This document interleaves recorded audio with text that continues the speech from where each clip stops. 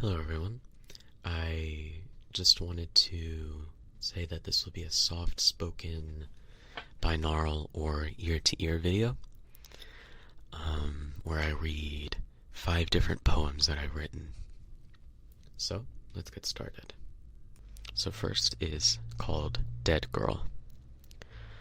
Why does your friend become a body once she is buried in the ground?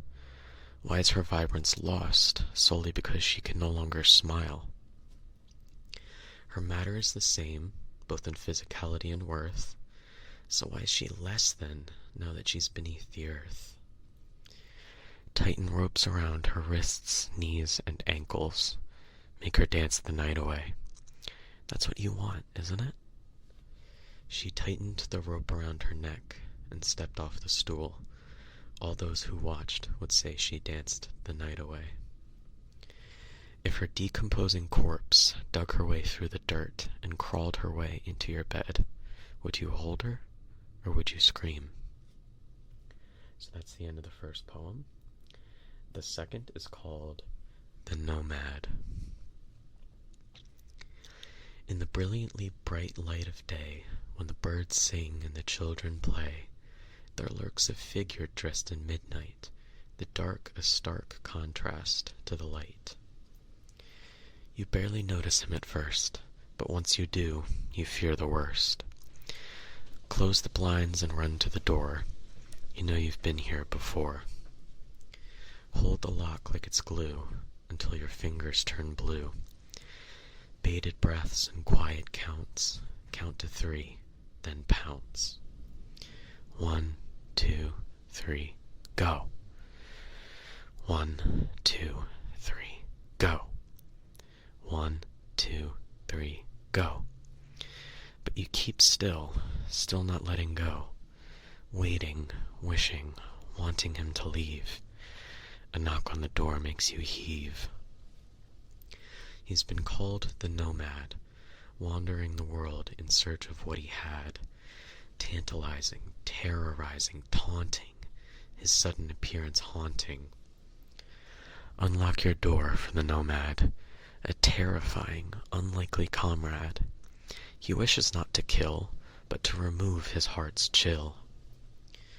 What if there's more, you say? Let one in and the rest will pray. But is that really true? Or will they thank you? You lock the door to keep away the men, but once they're in, you lock the door again. Tell me, how do you expect them to flee if they have no way out, no key? Unlock your door for the Nomad. You won't feel happy, nor sad. With him, you'll feel at peace, and your worry will release. He'll grab a cup of tea and sip it slowly. His lips will turn up into a smile, and he'll be gone for a while. Some days go by, you almost forget, until the knocking returns and you start to sweat. Once you open the door, you notice he's different than before. He's cloaked in gray, standing in the doorway. With a narrowing eye, you invite him in, but quickly realizing he looks thin. You offer him milk and bread, saying nothing till he's fed. Then quietly you say, why won't you all go away?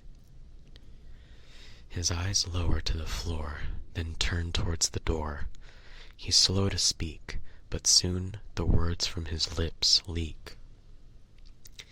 I've seen the changes of time reflected in your rhyme. I've seen your smile fade and the fear I've made. I've seen the monsters under your bed, heard the horrid words they've said. I've seen the midnight-clad lad, whom many call the Nomad. But you see, my friend, there is no end. The Nomad always comes back in a different shade of black.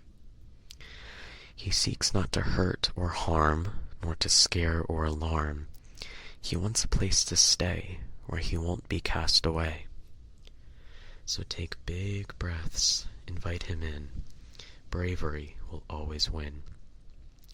He won't stay long, of this I'm sure. Your fear was part of the allure. those afraid have something to lose, it becomes clear who the nomad will choose. A promise of hospitality versus a slap of reality. The fearless knew the game before the nomad came. They know how much to give, so they themselves can still live.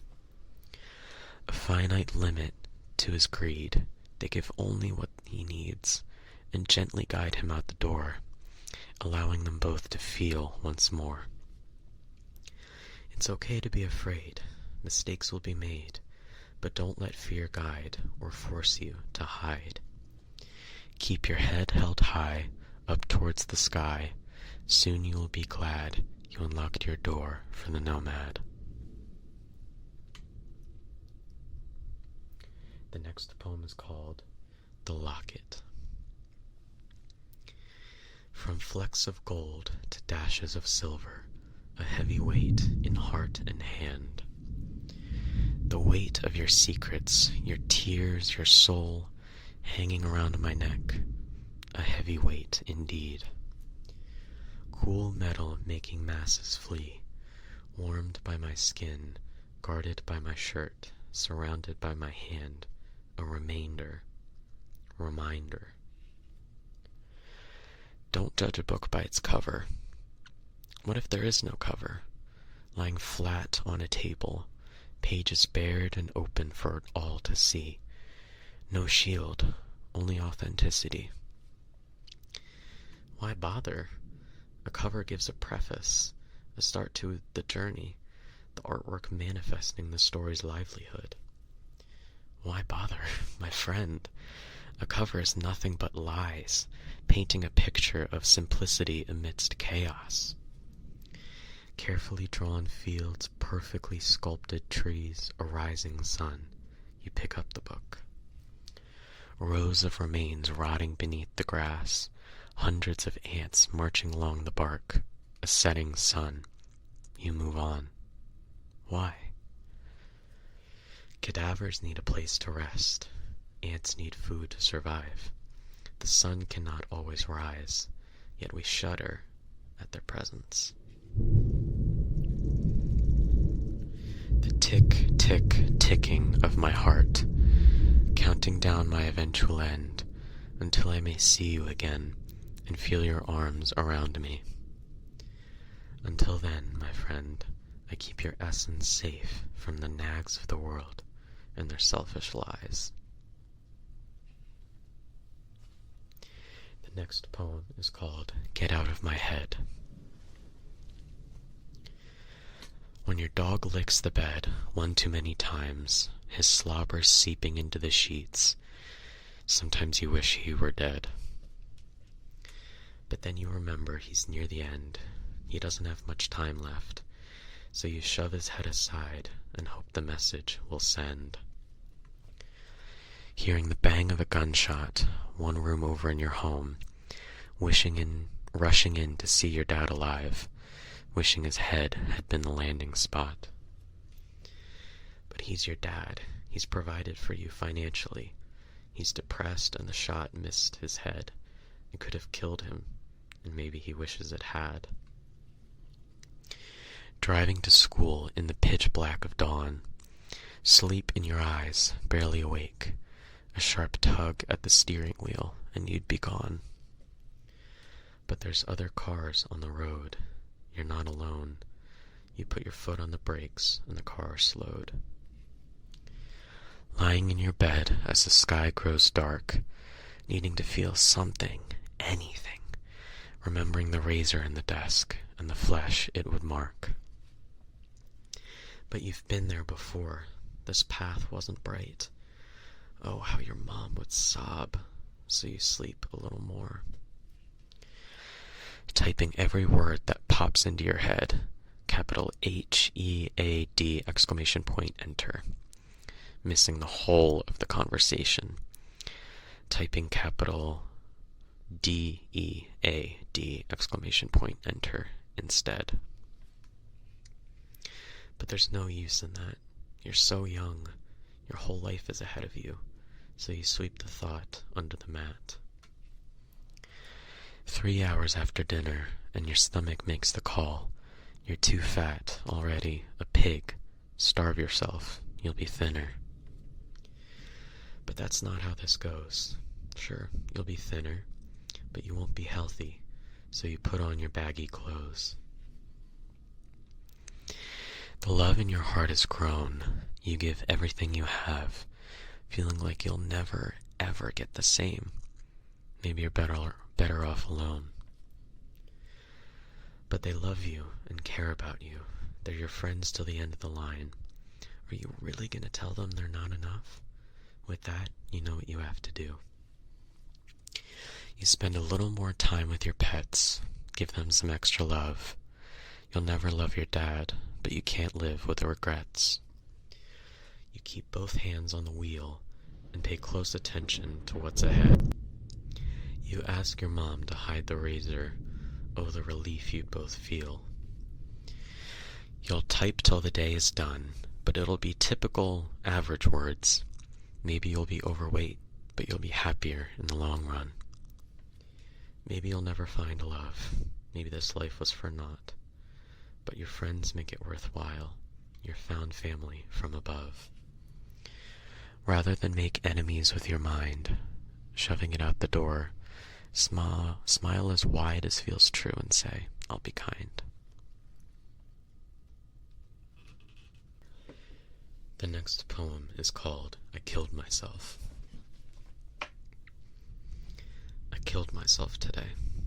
Blood pouring from my veins, dancing down my arms, brilliantly red.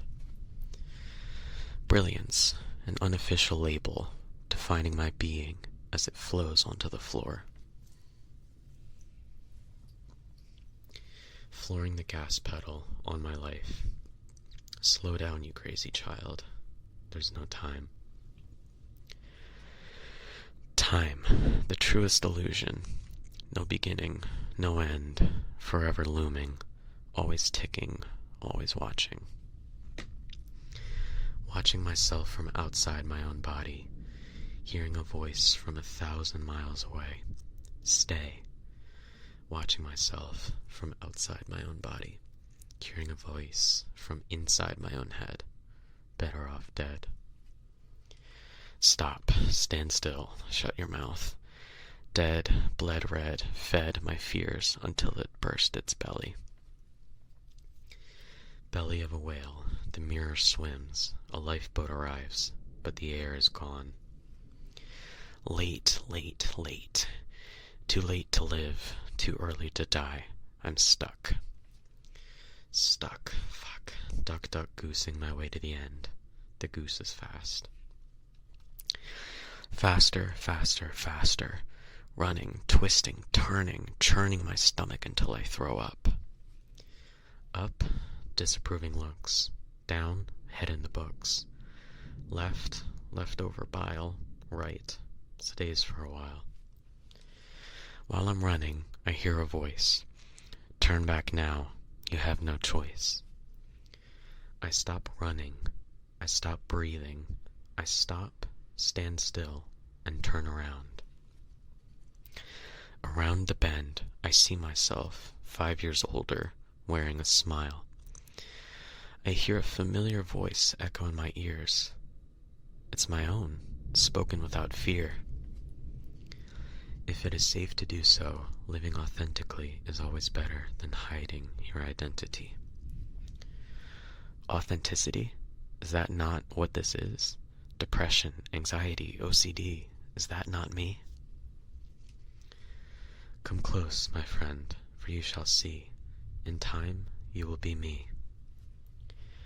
My heart is scarred, my arms are too, but they are a reminder to not lose you. I'd bleed my veins, I'd tear my soul for you to realize you have control. Blood pouring from my veins, dancing down my arms, brilliantly red. It lines the lines of my arms. It tears the tears from my eyes and replaces them with crinkles and stars. Do I love you? I do. A marriage of identities swirling together. Together, we'll make something of ourselves. We'll push through the fog, we'll climb over the hills, we'll run in the dark, together. We have no place to be. We're not trying to get there. We're already there. You got me here. You need the boat to cross the river, but once you've crossed the river, you don't need the boat. I don't admonish you for needing the boat. You can't swim against that current. Building a boat comes easy to you now. You don't dip your toes in the icy water anymore. Once you've crossed to the other side, you look back briefly to see what you've left behind. One lone duck stands valiantly across the way. You nod in unison and turn around for good. Are you alone now? No. There's been someone here the whole time. They don't appear magically. They don't come from the shadows. They were always here. Only you can see them clearly now. A wave of luscious locks, a banana-patterned shirt, a pair of funky socks, a soft yet hardened hand, a perfectly gentle smile, a relaxed stance, a pair of brilliantly blue eyes, a look with no demand. Won't I get hurt? Will this be the end? No, my friend. This is the beginning. You don't hide the water dripping from your shirt. You don't hide the exhaustion behind your eyes. You simply stand up straight and extend your hand to the stranger. An overwhelming sense of peace as they shake your hand. This is where you were meant to land. You fumble, you blush, you rush your words. They simply smile and walk alongside you. Don't they hate me? I've said too much. After all, they're a stranger. I need to turn around. I need to turn around. Stop. Stand still. Shut your mouth. Look to your right. They're also stopped. A breath in. A breath out. The fear melts away as their gentle smile returns. The sun shines. The birds chirp. A pretty day with a pretty stranger. I'll tell you this, my friend. They see you for who you are. They too crossed the river, just from the other side. You walk for hours, days, months, laughing all the way, until one day their eyes set upon a rose. It's brilliantly red. Its petals shine. Its stem is grounded, beautifully divine. Do you wish you were the rose? Who knows? The thought drifts away as you see their face. You've never seen happiness look so beautiful on someone. In that moment, you open your mouth. Do I love you? I do. A marriage of identities swirling together. Do they love you? Who knows? The thought drifts away as their gentle smile returns. Something clicks deep inside your mind. They are your boat. You're on the river afloat.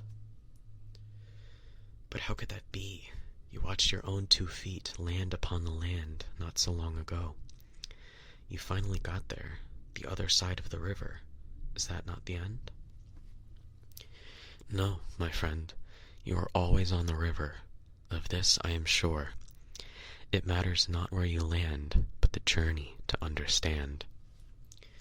Maybe the boat will sink and you'll end up alone, but you'll have been happy that you had the boat at all. You were a stranger to the stranger. Maybe in time the boat will forget its journey across the river, but you will not. The boat has seen oceans of which you have not, but you've seen mountains of which it has not. You're ready. It's time. You nod in unison and turn around for good. I killed myself today. I hope you enjoyed.